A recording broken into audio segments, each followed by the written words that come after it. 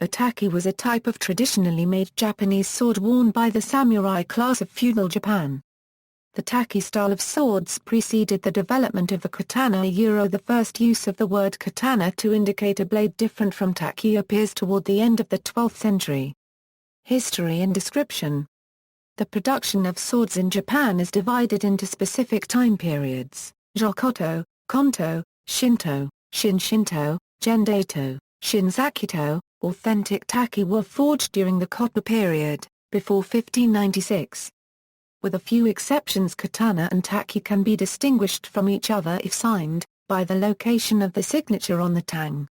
In general, the meri should be carved into the side of the nakago that would face outward when the sword was worn. Since a taki was worn cutting edge down, and the katana was worn cutting edge up, the meri would be in opposite locations on the nakago of both types of swords. An authentic taki that was manufactured in the correct time period averaged 70–80 cm in cutting-edge length, and compared to a katana was generally lighter in weight in proportion to its length, had a greater taper from hilt to point, was more curved with a smaller point area. Unlike the traditional manner of wearing the katana, the taki was worn hung from the belt with the cutting edge down, and was most effective when used by cavalry. Deviations from the average length of taki have the prefixes ko for short, and angstrom for great or large attached. For instance, taki that were shorter and closer in size to a wakizashi were called kodachi. The longest taki in existence is more than 3.7 meters in total length but believed to be ceremonial.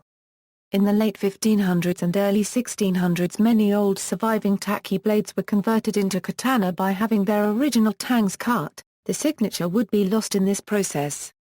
For a sword to be worn in taki style, it needed to be mounted in a taki koshire.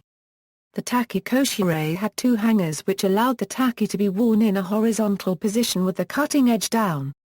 A sword not mounted in a taki koshire could be worn taki style by use of a koshiate, a leather device which would allow any sword to be worn in the taki style. Use.